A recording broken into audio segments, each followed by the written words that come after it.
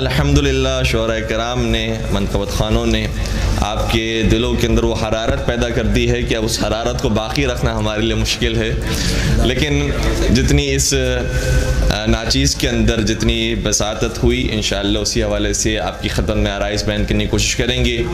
آپ تمام کی خدمت میں اس اعتبار سے مبارکباد پیش کرتے ہیں کہ واقعاً اتنے مدینہ سے دور افراد اور اپنے اصلی وطن پاکستان سے دور افراد یا ہندوستان سے دور افراد یہاں پر آ کر جب عزاداری سرکار سید الشہداء برپا کرتے ہیں، جب محافل مجالس اہل بیت علیہ السلام برپا کرتے ہیں، تو اس پرشکوہ انداز سے، پر رونق انداز سے برپا کر رہے ہیں کہ شاید ہمارے خود اپنے اصلی وطن میں بھی ایسی محافل کم نظر آتی ہیں۔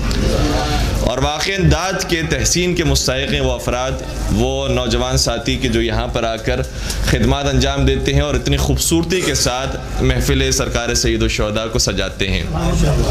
میں تو ان کی خدمت میں یہ جملہ عرض کروں گا، اور یہ جملہ مجھے تاریخ ہی سے نظر آتا ہے کہ مولا حسین تو اس کریم ذات کا نام ہے کہ اگر اس کریم دروازے پر پہنچ کر انسان کچھ نہ کرے، صرف یہ کہہ دے کہ مولا میں آپ کا ہوں،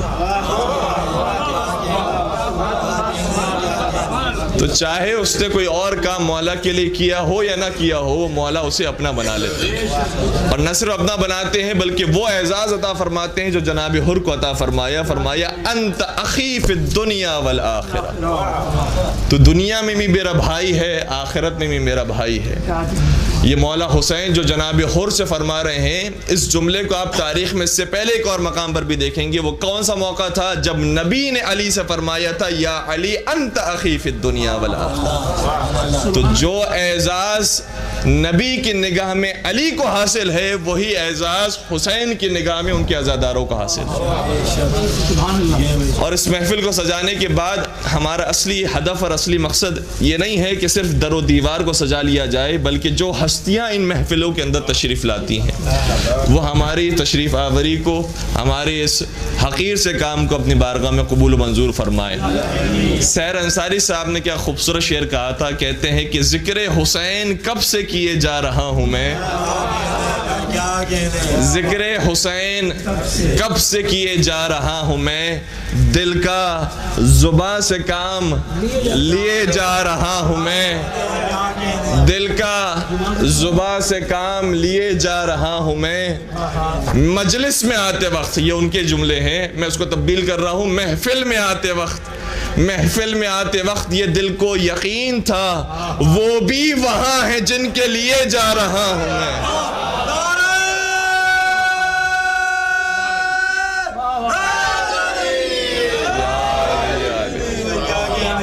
تو حقیقت میں یہ ہستیاں ہیں، حقیقت میں یہ پاک ہستیاں ہیں کہ جن کی خاطر ہم یہاں پر آئے ہیں، جن کی خاطر یہ محفل سجائی گئی ہے، جن کی خاطر یہ چراغاں ہوا ہے۔ بس وہ ہستیاں ہمارے اس تشریف آوری کو قبول فرمائیں اور انشاءاللہ ہر سال اسی طریقے سے ان کی محافل، ان کی مجالس برپا کرنے کی توفیق نصیب فرمائیں۔ آج چونکہ 3 شعبان کی رات ہے اور ساتھ ساتھ شب جمعہ بھی ہے، اور دونوں مناسبتیں مولا حسین سے ملتی ہیں، بلکہ تیسری ایک مناسبت تیسری شعبان کے حوالے ہی سے بنتی جو ہے وہ یہ ہے کہ 28 رجب سے جو مولا کا کارواں چلا تھا وہ مکہ معظمہ میں 3 شعبان کو داخل ہوا تھا۔ تو مولا حسین کی اس حوالے سے 3 مناسبتیں 3 شعبان کے عدد سے آپ کے ذہنوں میں رہیں گی۔ اور کسی نے کیا خوب کہا کہ آج وہ قرآن اترا ہے کہ جس کے واسطے، ہمارا عقیدہ ہے قرآن ہے، ناطق قرآن ہے، مفسر قرآن ہے، محافظ قرآن ہے، راسخون فی العلم ہے، آج وہ قرآن اترا ہے کہ جس کے واسطے رحل ہے دوش پیمبر کربلا جزدان ہے۔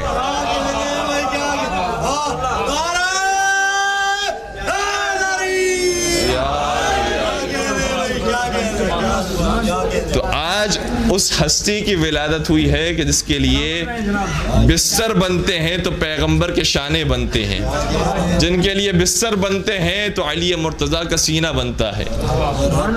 اور وہ حسین جب اس دنیا میں تشریف لا رہے ہیں تو قرآن کریم کی آیت ہے جو سورہ رحمان کی آیت سرنامہ کلام میں آپ کی خدمت بیان کرنے کا شرف حاصل کیا۔ ارشاد ہوتا ہے مرج البحرین یلتقیان، 2 سمندر ہیں جو آپس میں ملتے ہیں، بینہما برزخ لا یبغیان، اور ان دونوں سمندروں کے درمیان ایک برزخ ہے، ایک فاصلہ ہے کہ ایک دوسرے پر بغاوت نہیں کرتا، ورنہ جہاں برابری ہو جاتی ہے وہاں بغاوت کی فضا قائم ہوتی ہے۔ لیکن یہ دو سمندر، دو دریا ایسے ہیں کہ دونوں عمیق ہیں، دونوں گہرے ہیں، لیکن ایک دوسرے پر بغاوت نہیں کرتے۔ فَبِأَيِّ آلَاءِ رَبِّكُمَا تُكَذِّبَانِ، تو تم دونوں کون کون سی نعمت کو جھٹلاؤ گے؟ یہاں پر میں نے ترجمہ لفظی کر دیا ہے اور اس کی تفسیر آپ کی خدمت بیان کر دوں۔ فَبِأَيِّ آلَاءِ رَبِّكُمَا تُكَذِّبَانِ، یا تُكَذِّبَانِ تثنیہ کا صیغہ ہے، تو تم دونوں کون کون سی اللہ کی نعمتوں کو جھٹلاؤ گے؟ آپ کا ذہن شاید پہنچ گیا، اور میں آپ کے ذہن کو تفسیر کی تائید بھی دوں گا کہ ویسے ظاہری معنی یہ ہے کہ جنوں انس تم کون کون سی اللہ کی نعمتوں کو جھٹلاؤ گے، لیکن اس کا مخفی معنی یہ ہے کہ اولی اور دومی تم کون کون سی اللہ کی نعمتوں کو جھٹلاؤ گے۔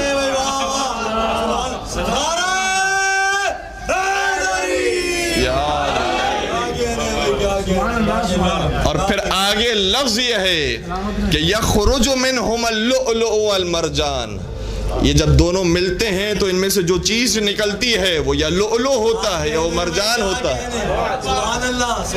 یا وہ سبز رنگ کا پتھر ہوتا ہے یا سرخ رنگ کا پتھر ہوتا ہے۔ اور جب اس کی تفسیر میں ہم نے دیکھا تو پتہ چلا کہ پیغمبر گرامی اسلام نے، ائمہ اصحاب السلام نے بیان کیا کہ وہ جو دو سمندر جو عمیق ترین سمندر ہیں اور آپس میں ملتے ہیں لیکن ایک دوسرے پر بغاوت نہیں کرتے، وہ علی مرتضیٰ اور فاطمہ زہرا، اور جو ان کے درمیان فاصلہ ہے اور برزخ ہے وہ خود پیغمبر اکرم کی ذات گرامی ہے۔ اور پھر جب یہ دونوں سمندر ملتے ہیں تو جو ان سے چیز خارج ہوتی ہے وہ حسن مشتبہ ہے اور سرکار سید الشہداء۔ تو سرکار سید الشہداء وہ ہیں کہ جن کی ولادت کا ذکر بھی قرآن میں موجود ہے، ورنہ آپ دیکھ لیجئے آیہ تطہیر میں سرکار سید الشہداء، آیہ مباہلہ میں سرکار سید الشہداء، آیہ مودت میں سرکار سید الشہداء، سورہ دہر میں سرکار سید الشہداء، سورہ کوثر میں سرکار سید الشہداء۔ بہت آسانی سے آپ سنتے جا رہے ہیں اور میں لفظوں کے اندر آپ کی خدمت میں اشارتاً قرآن کریم کی آیتیں بیان کرتا جا رہا ہوں، لیکن اگر آپ کو ایک آیہ کریمہ کی اہمیت جاننا ہو تو اتنا سمجھ لیجئے کہ ایک آیت نازل کروانے کے لیے کسی نے حالت رکوع میں 40 مرتبہ زکوٰۃ دی تھی۔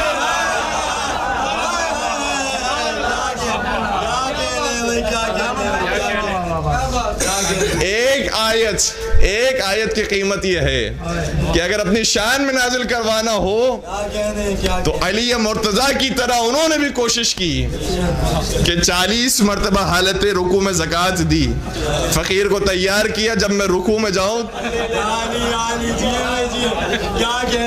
تو میری انگوٹھی لے لینا۔ اس کے بارے میں کیا خوب کہا کسی نے کہ ان کی نماز بھی گئی انگشتری کے ساتھ۔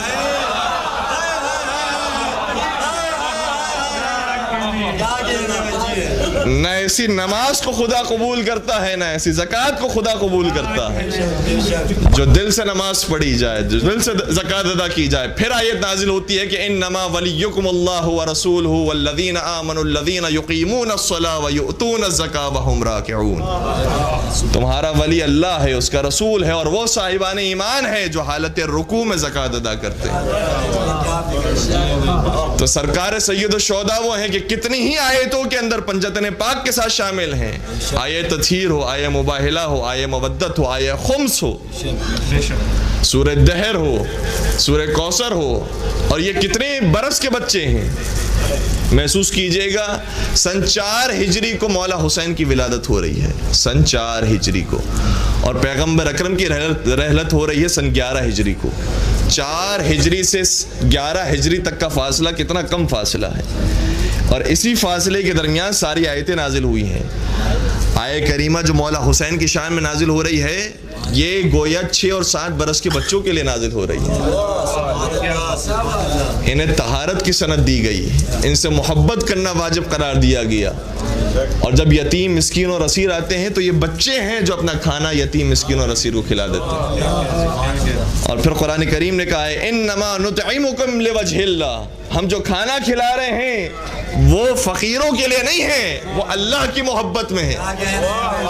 تو جب اللہ کی محبت میں کچھ دیا جاتا ہے تو پھر آیتیں نازل ہوتی ہیں، اور اگر آیتیں لینے کے لیے کچھ کیا جاتا ہے تو پھر آیتیں نازل نہیں ہوتی، پھر کیا نازل ہوتا ہے؟ کسی نے کیا خوب کہا کہ پوچھو یزید سے تیرا راز کہاں ہے، پوچھو یزید سے تیرا راز کہاں ہے، وہ خون سے آلود تیرا تاج کہاں ہے، زندہ ہے حسین ابن علی زندہ ہے، لعنت کے سوا ذکر تیرا عاش کہاں ہے۔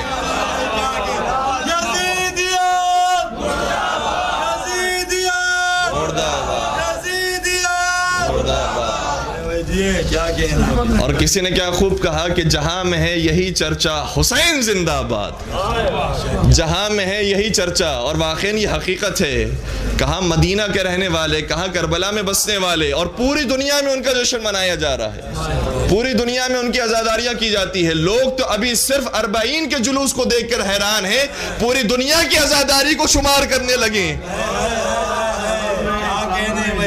تو حیران ہو جائیں گے کہ حسین کے نام پر دنیا کتنا قربان کرتی ہے۔ جہاں میں ہے یہی چرچا حسین زندہ آباد، ذرے ذرے پہ ہے لکھا حسین زندہ آباد۔ اب اس سے بڑھ کر شکست کیا ہوگی، کہے یزید کا بیٹا حسین زندہ آباد۔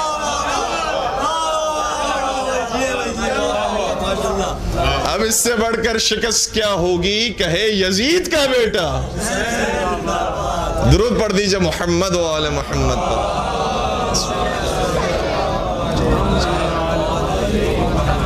اور قرآن کریم کی کچھ آیتیں تو وہ ہیں کہ جو صرف اختصاص رکھتی ہے مولا حسین کے ساتھ، ورنہ کچھ آیتوں کے اندر تو پنجتن پاک بھی شریک ہیں، کچھ آیتوں کے اندر اہل بیت اطہار علیہ السلام شریک ہے، لیکن کچھ آیتیں ایسی ہیں کہ جو صرف اختصاص رکھتی ہیں مولا حسین کے ساتھ۔ وہ کون سی آیت ہے؟ چھٹے سرکار امام جعفر صادق علیہ السلام ارشاد فرماتے ہیں اقرأوا سورة والفجر فی فرائضکم ونوافلکم فإنہا سورة الحسین بن علی۔ فرماتے ہیں کہ اپنی واجب نمازوں میں اور اپنی مستحب نمازوں میں سورہ والفجر کی تلاوت کرو، کیونکہ سورہ والفجر سورہ حسین ہے۔ پورے قرآن کو دیکھ لیجئے، پورے قرآن میں کسی اور نام سے سورہ ملے یا نہ ملے، ایک سورہ محمد ملے گا، ایک سورہ حسین ملے گا۔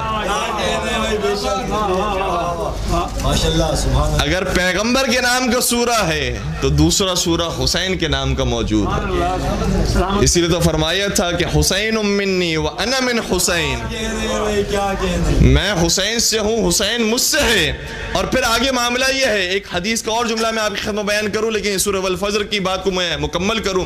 چھٹے سرکار سے معلوم کیا گیا کہ کیوں کہا جاتا ہے سورہ والفجر کو سورہ حسین، تو بیان فرمایا کیونکہ جب اس کا اختتام ہوتا ہے تو ان جملوں پر ہوتا ہے یا ایتھا النفس المطمئنہ ارجعی الی ربک راضیۃ مرضیہ فادخلی فی عبادی وادخلی جنتی۔ اے نفس مطمئنہ، اے نفس مطمئنہ، اپنے رب کی طرف پلٹا اس حالت میں کہ تو اپنے رب سے راضی ہو اور تیرا رب تجھ سے راضی ہو۔ یہی ہے بات، دو لفظ استعمال ہوئے ہیں، راضیۃ مرضیہ، تو اپنے رب سے راضی ہو، تیرا رب تجھ سے راضی ہو۔ دیکھیں اب میں مرحلے آپ کی خدمت بیان کر رہا ہوں اور ایک نتیجے تک پہنچا رہا ہوں۔ دنیا میں کتنے ایسے افراد ہوں گے جو کہیں کہ ہم اللہ سے راضی ہیں، اور شاید کہنے والے بھی ہوں، لیکن جب آسائش ہوتی ہے، آرام ہوتا ہے، سکون ہوتا ہے، تب تو کہتے ہیں کہ ہم اللہ کی رضا پر راضی ہیں۔ لیکن جہاں مشکلات آتی ہیں، پریشانیاں آتی ہیں، تو پھر کہتے ہیں کہ اللہ کو ہمارا ہی گھر نظر آیا تھا، اللہ کو میں ہی نظر آیا تھا۔ تو جو مشکلات پر بھی کہے کہ میں اللہ کی رضا پر راضی ہوں، اسے حسین کہتے ہیں۔ جو مشکلات پر بھی کہے، جو اپنے بیٹے کو کٹوا کر یہ کہے، جو اپنے گھرانے کو لٹا کر کہے، اسے کہتے ہیں حسین جو اللہ کی رضا پر راضی۔ اور شاید دنیا میں آپ کو کوئی ایسا نظر آ جائے جو کہے کہ میں ہر حال میں اللہ پر راضی ہوں، میں ہر حال میں اللہ کی رضا پر راضی ہوں. شاید آپ کو یہ کوئی کہنے والا نظر آ جائے، لیکن ایسا کوئی نظر نہیں آئے گا جس سے اللہ بھی راضی ہو. کیونکہ یہ دو مرحلے ہیں. ایک مرحلہ یہ ہے کہ میں کہوں کہ میں اللہ سے راضی ہوں، دوسرا مرحلہ یہ ہے کہ اللہ کہے کہ میں بھی تجھ سے راضی ہوں.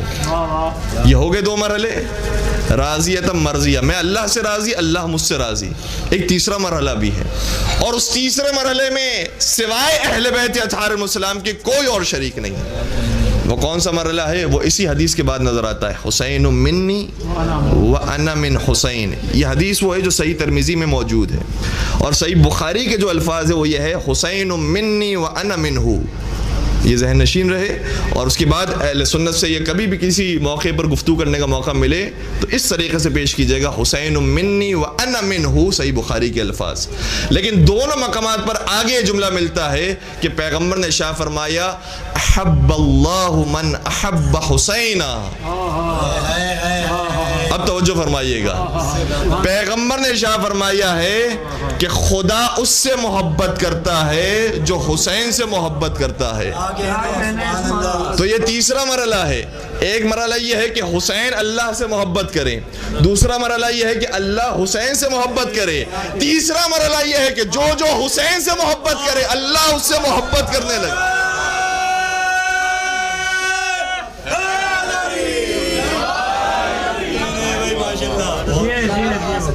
اس مرحلے میں کوئی اور شامل نہیں ہے سوائے پنجتن پاک کے. اور اگر آپ کی بیدار سماعتیں میرے ساتھ ہیں تو میں چوتھا مرحلہ بھی پیش کروں. اب چوتھا مرحلہ کون سا بچ گیا؟ کہ جو حسین سے محبت کرے اللہ اس سے محبت کرے. اب چوتھا کون سا مرحلہ ہے؟ ایک اور حدیث جو صحیح بخاری کے اندر موجود ہے، پیغمبر نے ارشاد فرمایا، فاطمۃ بضعۃ منی فمن اغضبها اغضبنی. فاطمہ زہرا میرے جگر کا ٹکڑا ہے، جس نے انہیں غضبناک کیا اس نے مجھے غضبناک کیا، اور جس نے مجھے غضبناک کیا اس کا انجام واضح ہے کہ خدا کو غضبناک کیا. تو چوتھا مرحلہ کیا ہوا؟ پہلا مرحلہ یہ ہے کہ پنجتن پاک اللہ سے راضی، اللہ کی محبت ان کے دلوں میں ہے، اللہ محبت کرتا ہے ان سے، جو ان سے محبت کرے اللہ ان سے محبت کرے. اور چوتھا مرحلہ یہ ہے کہ جو ان سے بغض رکھے اللہ ان سے بغض رکھے.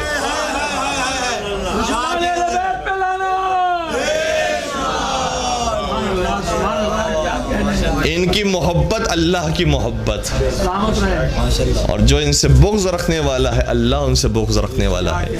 اب سمجھ میں آیا جو روزانہ نمازی نماز پڑھتے ہیں اور کہتے ہیں صراط الذین انعمت علیہم غیر المغضوب علیہم ولا الضالین، پروردگارہ ان کا راستہ دینا کہ جن پر نعمتیں نازل ہوئی ہیں اور جن پر تیرا غضب نازل نہیں ہوا ہے. پنجتن پاک وہ ہیں کہ جن سے خدا غضبناک نہیں ہوا ہے، اور وہ درجہ عطا فرمایا ہے کہ جو ان سے محبت کرے ان سے خدا محبت کرے. تو ہمیں ان کا راستہ دینا جن سے تو غضبناک نہیں ہوا ہے. جن سے تو غضبناک ہوا ہے وہ دوسروں کا راستہ ہے. ہمارا راستہ یہ ہے کہ جن سے تو غضبناک نہیں ہوا، جن پر تو نے اپنی نعمتیں نازل کی ہیں، اور اہل بیت اطہار السلام پر کثرت کے ساتھ نعمتیں نازل ہوئی ہیں. تاریخ میں اس کی بہت سارے شواہد ملتے ہیں.